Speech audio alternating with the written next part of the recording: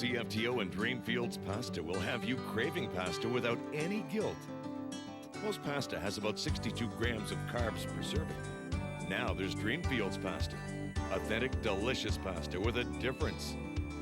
Look for Dreamfields pasta in the black box. You could win a gift basket filled with a selection of Dreamfields products. Just tune to CFTO News at noon December 3rd for your chance to call in and win.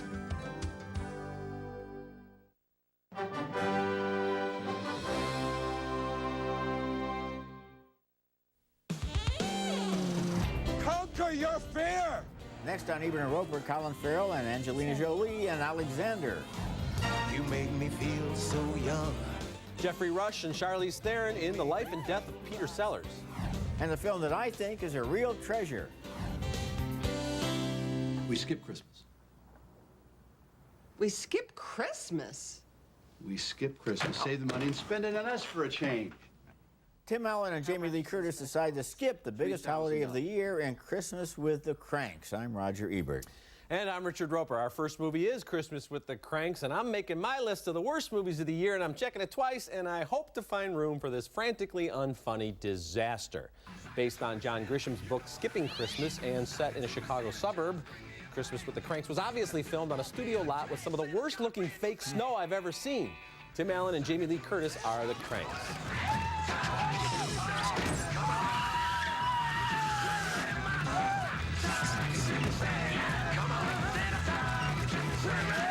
Now, because the Kranks live in some sort of parallel universe neighborhood where everyone celebrates Christmas in a gigantic way, the neighbors are all outraged by the Kranks' Christmas-skipping ways. Dan Aykroyd plays the leader of the block. He's Vic Frohmeyer. Nora, stop the car, Nora. Stop the car, Nora, please. We just want Frosty. Talk to me, Nora, please. Don't be I think Aykroyd should have jumped in that car with Jamie Lee. They could have driven to a video store and rented Trading Places, the great Christmas time comedy they starred in 20 years ago.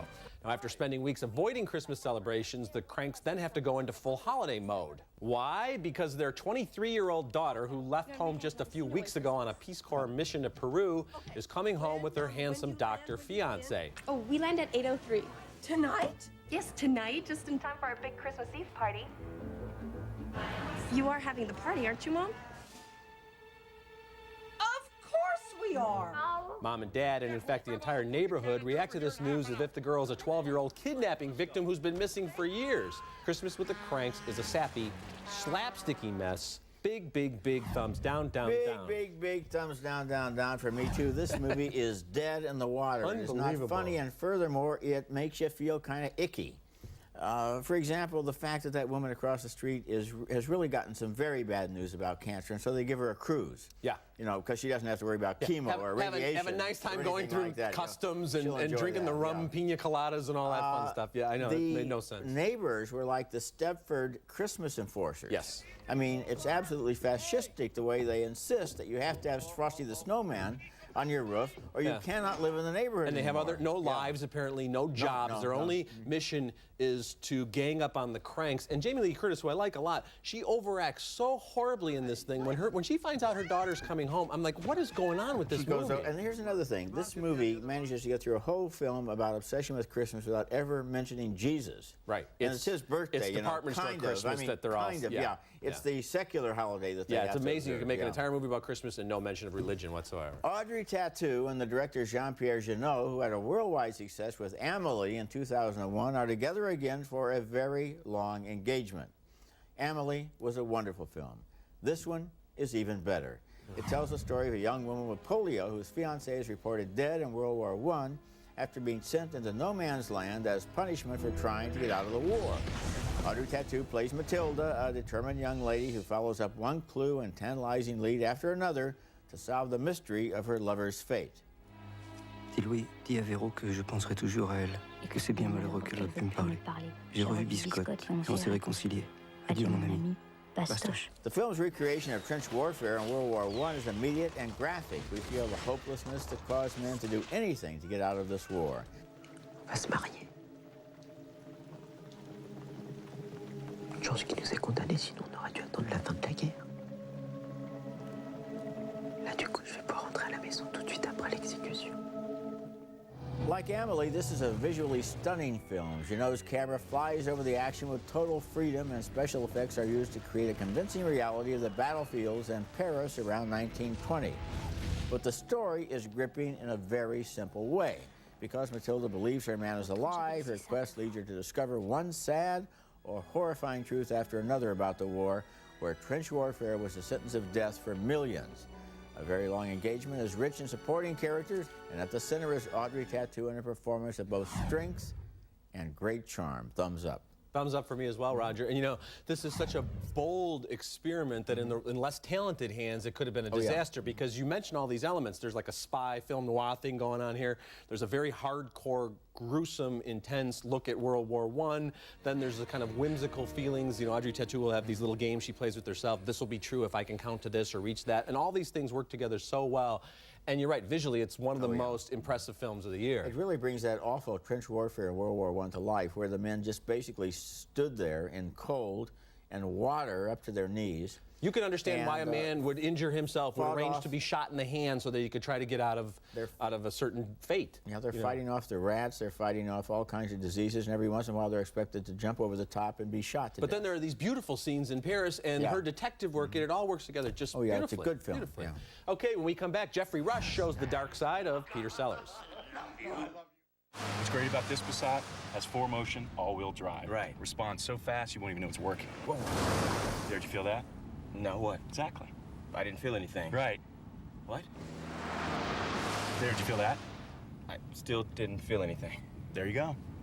No, did you feel that? No, what? I'm just kidding that time.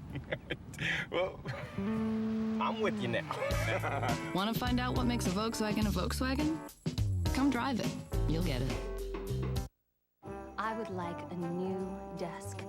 A cordless phone.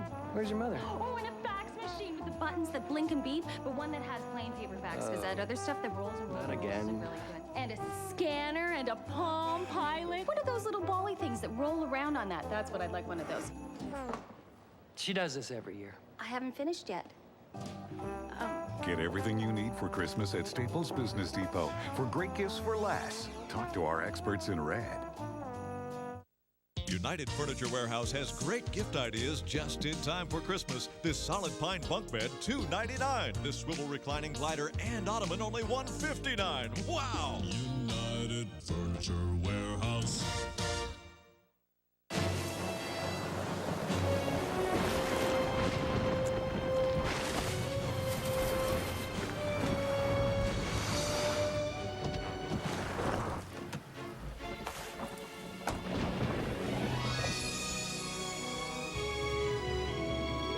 Few relationships in life are more important than the one between you and your Michelin tires. Rugged, long-lasting Michelin light truck tires. Michelin, because so much is riding on your tires.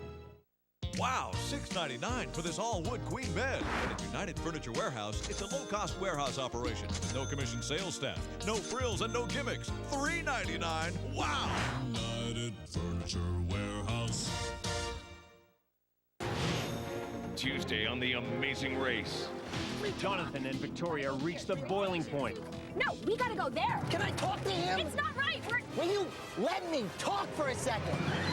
And a grueling detour brings Laurie and Bolo and Don and Mary Jean to their knees. This is the longest day of my life.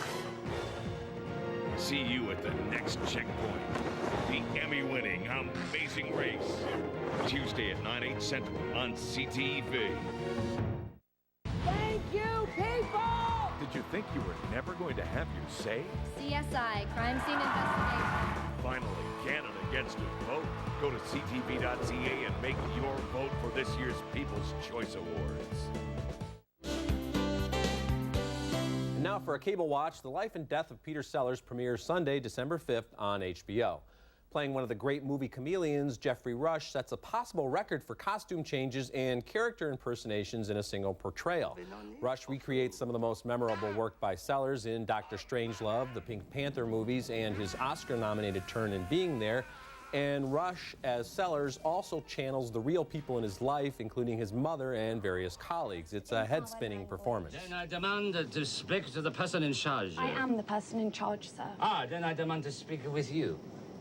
You are speaking to me. Of course I'm speaking with you. What kind of a crazy stewardess thinks a passenger stands specking with himself?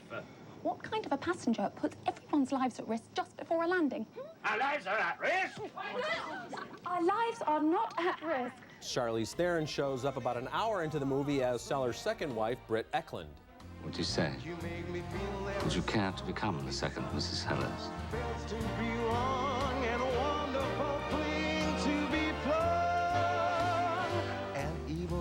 Better hurry up, love. I've only got the band for another half hour. Like a lot of comic geniuses, Peter Sellers apparently was a contemptible, antisocial jerk in his private life. In an ill-fated attempt to match the man's undeniable creative force, the life and death of Peter Sellers tries far too hard. We get movie scenes within movie scenes, and Rush as Sellers breaking character to become Sellers' mom, or Edwards, commenting on Sellers, and it all draws too much attention to itself. With a great cast and a compelling story to tell, there was no need for all these distracting, overly artsy, ultimately annoying touches. So a reluctant thumbs down for me. I'm giving it a thumbs up, although I agree with you that Peter Sellers was a very unpleasant man, and so I think it's a good biopic about a man you don't want to see a biopic about very much. I got some emails from people saying, this film was an official entry at Cannes. How come it's going direct to cable and not going through theaters? And I think the answer is because Peter Sellers doesn't make you want to know more about him as a person. He was great as an actor, but he used to say of himself that he had no personality. And Jeffrey Rush does a good job of conveying that. Here is a man who is just absolutely hopeless in social situations, makes everybody unhappy, makes himself unhappy, and then he dies having brought pleasure to millions. Well, Roger, I think my guess is that it's going straight to HBO, which is not a bad place to go, but I'm saying it's going straight there instead of into theatrical release because of the techniques used by the director here and by the confusing nature of it and by all of these tricks they use. No, I don't think so. I think if you had a straightforward biopic about this guy with Jeffrey Rush and a very good performance, it would have been worth seeing in a theater. I don't think audiences stay away from a movie because of the director's techniques. I think they stay away from the movie because if they see the clips from this film, it doesn't look like Peter Sellers would be a very much fun guy to know. Well, I think word of mouth would have doomed this film as well. Later in the show, our picks for the best new DVDs, and when we come back, Colin Farrell is Alexander. The new Ford Freestyle has ride, handling, and fuel economy like a car. But it's more than a car. It has more cargo space than many SUVs. But it's more than an SUV. It's one vehicle with endless possibilities. The newly invented Ford Freestyle. We keep thinking about the everyday adventure because we want you to drive a Ford. The record-breaking sales during the past several months has left the brick with thousands of one-of-a-kinds, canceled custom orders, and clearance home furnishings. This excess inventory must be sold, with clearance savings up to 70%. Ends Wednesday at midnight. Subway Restaurants introduces new hot oven-toasted subs, like the toasted barbecue steak with Monterey cheddar cheese sub. Toasted top to bottom and all the way through on our fresh baked bread. A great new taste no one can resist.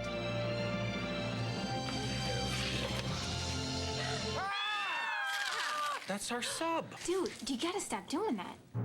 Subway's new toasted barbecue steak with Monterey cheddar cheese sub. Oven toasting brings out a great new taste. I just want to look at it. Subway, eat fresh. It's piled in the aisles, and it's all gotta go during the Brick's total store-wide sale and clearance. Now till Wednesday only. You don't pay until 2006 with no payments and no interest. For clearance savings up to 70%.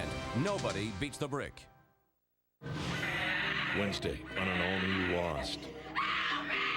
An unknown attack heightens everyone's senses. Yeah, this thing like a needle. He stabbed me with it. He was trying to hurt my baby. And suspicions start to emerge on the island. We don't know who's living here and who's still at the beach. I mean, we didn't even know each other. We gotta find out who did this to her. An explosive episode of Lost. Wednesday at 8, 7 Central on CTV.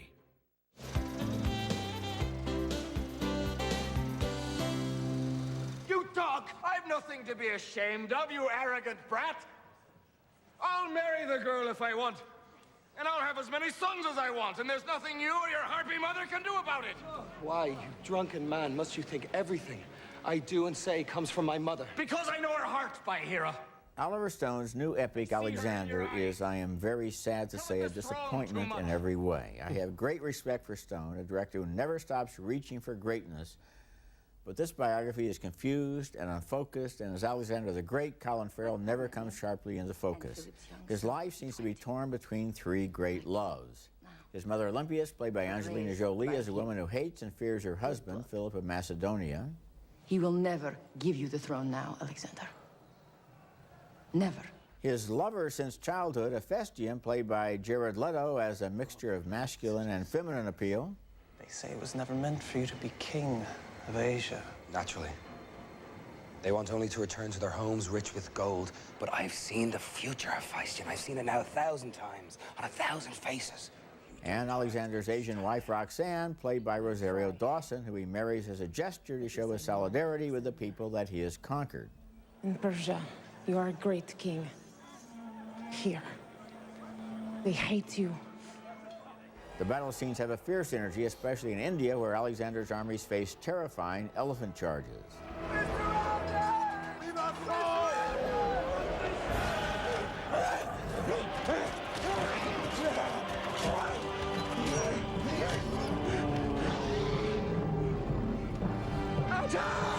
Two things bother me about Alexander. The movie lacks a clear storyline with its arbitrary flashbacks and scenes containing more information, names, and places that we can possibly absorb. And I have no idea what the movie thinks about its hero. At times, he's an idealist trying to unite the world and absorb its civilizations. At other times, he's sexually confused and petulant. It was common at the time for men to have both male and female lovers, but Alexander seems to almost resent Roxanne, and the movie tiptoes around his relationship with Hephaestion. They hug a lot.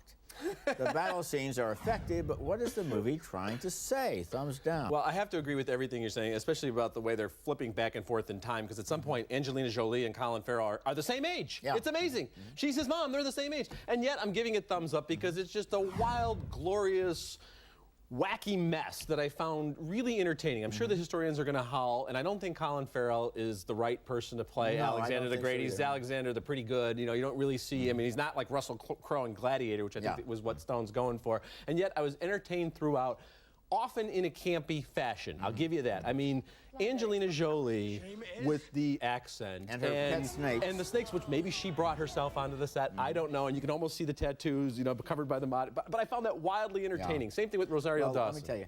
Well, Rosario Dawson is a beautiful woman. I mean, I'm glad you're giving it a thumbs up because I have the greatest respect for Oliver Stone, and the guy doesn't play it safe. He will not bore you. He will never not bore you. be safe. I felt so bad that I didn't like this movie, but I have to be honest, I didn't. And I'm not sure I understand what the point is. I mean, I don't know what he thinks about Alexander. No, I don't know what we're supposed to think about Alexander. You have a movie that's almost 3 hours long, and you really don't get to know too much about Alexander. He gives these big speeches like he's Bill Parcells at halftime, rallying the troops. And, of course, the battle sequences, as always, the leaders always get to meet in the middle of the battlefield. It's fashionable to put down actors like Charlton Heston, but he knew how to wear a toga. And carry a sword. He really did. I'm still recommending it for what it is.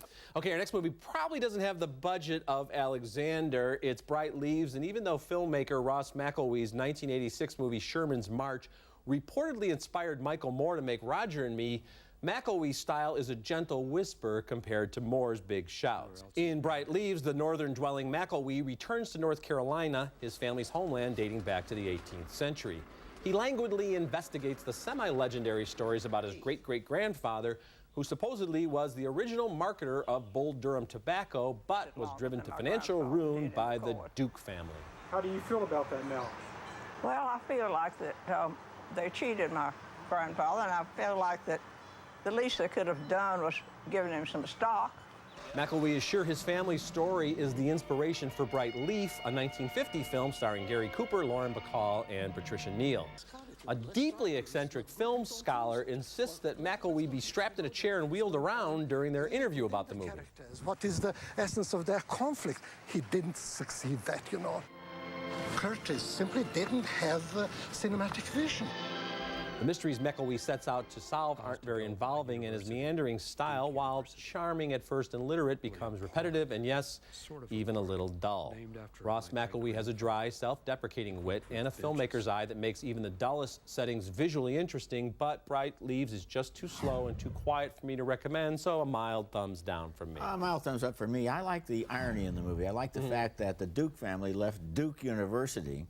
And the McElwee family has a little park that's about half of a block and has one bench and a few flowers in it. And I like the fact that the Duke family apparently burned down his great-grandfather's tobacco factory on 3 different occasions. And he keeps thinking, all of this could have been mine. But on the other hand, the counterpoint to that is the terrible toll that cigarette smoking takes. And he talks to people who are dying because of their cigarette addiction. But that's the thing, it's just a little too ambivalent and sort of like, well, my family got ripped off, but then I really wouldn't have wanted the fortune. And this obsession with this, you know, kind of B movie, even though it had big stars in it, I just thought went nowhere. So ultimately, I think maybe as a 45-minute special, I'd recommend it, but as a full documentary, too slow. One thing you can definitely see, though, is the roots of Michael Moore's style in this film, where he goes in there as a character in his own drama. And now our Thumbs Up video segment. Buster Keaton was quite possibly the greatest actor-director in the history of the movies, and now his best work is all available on DVDs. In 2001, Kino released a set including 11 of his silent features and his best shorts, and now Warner and TCM continue the process with the Buster Keaton collection, which includes his final 2 silent classics and a sound picture, all made for MGM. In The Cameraman, Keaton plays a newsreel photographer who stops at nothing to get his story. And in Spite Marriage, he plays a poor man who marries a spoiled rich girl. This is one of Keaton's most famous scenes. The collection also includes Free and Easy, the first sound comedy made by Keaton. Here's how he sounded. I took her home from an ice cream social, and I guess I had one too many vanillas. And I kissed her on the back porch. And there's a documentary about his life and work. And you're missing something wonderful if you haven't seen his work. Also new on DVD this week is Smooth Talk, an extraordinary 1986 film starring Laura Dern as a bored teenager who likes to look sexy but doesn't know how to handle her sexuality. How are you? She meets an older guy played by Treat Williams who is all wrong for her and who robs her of her innocence, not physically but spiritually, in one of the most powerful dialogue scenes I have ever seen. You're my date. I'm your lover, Connie. You're my what? Yes, I'm your lover. You don't know what that is, but you will. Smooth Talk, directed by Joyce Chopra, won the Grand Jury Prize at Sundance in 1986, and there was a special quality of fear and menace in the way that Treat Williams' character talks the young woman into a psychological hell. Now, when you think action stars, the amiable Matt Damon isn't exactly the first name that leaps to mind, but Damon's Jason Bourne is the best espionage anti-hero in recent memory. Not that Bourne has regained his memory. Last summer's The Bourne Supremacy is the chronological follow-up to The Bourne Identity. As a standalone entry, though, it's one of the best thrillers in recent years. Bonus features include an intriguing mini-documentary about the creation of a safe but realistic explosion sequence, a look at some of the location shooting in Berlin and Moscow, and a number of deleted scenes. They found Danny Zorn's body. He's dead. The Bourne Supremacy has some first-rate chase scenes, but in a film this smart and intriguing, what's truly exciting are the verbal chess games involving Damon, Joan Allen, Julia Stiles, and Brian Cox. I swear, Jason, I told them that I believed you. I'm gonna ask you some simple questions. You're gonna answer me honestly, or I swear to God, I'm gonna kill you. Also new on video is Dodgeball, and I have to say, Vince Vaughn kills me. Swingers, Maid, Old School, and now this film, line them up and call it a Vince Fest, and I'm there. In Dodgeball, Vaughn plays the operator of a ragtag gym that's about to be closed down unless somehow, someway, he and his motley clients can win a big dodgeball tournament and save the day. I think they got that plot from Bergman. Now, for such a goofy movie, Dodgeball is seriously rich with extras, including Vaughn and Ben Stiller making the case that dodgeball should be an Olympic sport. Peekaboo! I think that everyone's scared of what they don't know. I think the movie's a great handshake introduction to the Olympic Committee, and now it's really up to us to keep the ball rolling. An alternate ending that they were wise to get rid of, and a great blooper reel. Freaking naughty. He's cracking himself up. Now, we're not quite in that late 70s, early 80s zone of Animal House, Stripes, and Caddyshack, but with movies such as Dodgeball and Old School, the guy-oriented comedy is making quite a comeback. So Dodgeball, The Bourne Supremacy, The Buster Keaton Collection, and Smooth Talk, all four will be available in stores on December the 7th, just in time for the holidays. Most new models come with minor changes, a tweak here, an adjustment there. So when we crafted the new Buick Allure, we decided to change only two things, the interior and the exterior. Introducing the new Buick lineup, the Allure, Rainier, and Terrazza. The next chapter in our heritage of award-winning quality and something totally unexpected from Buick. Tonight, I'm going to do something just for me. I'm going to Live Links. It's the best place to meet local singles, and you can try it for free. You don't need to go out and have a good time. Just pick up your phone and call Live Links. There are so many fun and exciting singles on all the time. You can always connect live with someone local. Try Live Links for free and meet someone special right now. Boulevard Media 18+. For Toronto, call 416-916-1111. Get into the holiday spirit with Nick and Jessica. Oh my gosh, our wish came true. Everything we wanted is here. In a fun-filled hour of music and comedy. You can't open it till Christmas morning. You're never gonna guess what it is. 98 Degrees reunites. Yeah, right. Like that'll ever happen. And Nick and Jessica share a song with a legend. Nick and Jessica's Family Christmas. Wednesday at 9/8 Central on CTV. Okay, recapping the movies on this week's show. 2 thumbs down, way down for Christmas with the Kranks. 2 thumbs up for A Very Long Engagement. We split on the life and death of Peter Sellers. It premieres on HBO December 5th. We split again on Alexander, and we split once again on Bright Leaves. Next week, we'll be back with a review of Leonardo DiCaprio and Martin Scorsese's The Aviator. Visit our website at ebertandroper.tv or at movies.com. When you buy this butter-soft leather sofa and love seat at United Furniture Warehouse, our fantastic gift to you just in time for Christmas is the matching leather chair. Free! Wow! United Furniture Warehouse. Action! Remember, when you hit the water, I need you to hydroplane out of control. Water! Remember, out of control. Cut! No, cut! Cut. Back in.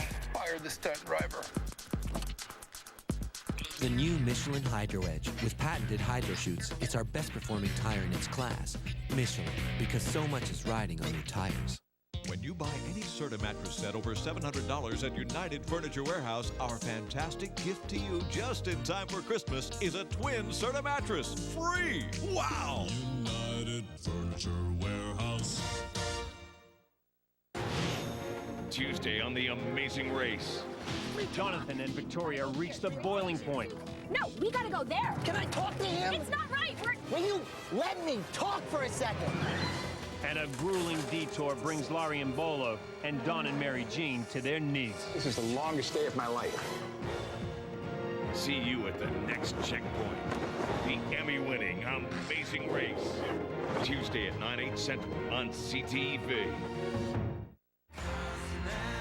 Closed captioning brought to you by Kalen Porter's debut CD, 219 Days, on sale now. Remember, you can hear all our recent reviews at ebertandroper.tv or at movies.com. You can read my columns at suntimes.com and read Roger's reviews at rogerebert.com. We'll leave you with a look at movies now in theaters. Until next week, the balcony is closed. We gave 2 thumbs up for Bad Education, 2 thumbs down for National Treasure, and we split on Bridget Jones, The Edge of Reason. Now, I didn't like Bridget Jones, The Edge of Reason, but it's certainly a better movie than National Treasure, which is just howlingly awful. The amazing thing about National Treasure is it makes you wonder how the Da Vinci Code can be any better. Well, it can't be any worse. Buy it on DVD. Expecto Patronum! Harry Potter and the Prisoner of Azkaban. Buy it on DVD. I discovered I discovered the difference. I discovered soothing medication in Blistex ointment. Discover Blistex. Discover what your lips are missing. Conair's building blocks for perfect style start with the Instant Heat Ion Shine Hair Setter. 20 rollers, 3 sizes, so many styles. It's fast and it lasts all day long. For my holiday meal, details matter. So I cook with Swanson broth, made with real chicken and just the right amount of vegetables and seasonings. Swanson broth. Closed captioning for Ebert and Roeper is brought to you by... I'm a doctor's assistant with arthritis, so my doctor recommended odor-free Capsaicin HP. Capsaicin starts strong and gets stronger the longer I use it. Capsaicin HP raises your level of relief.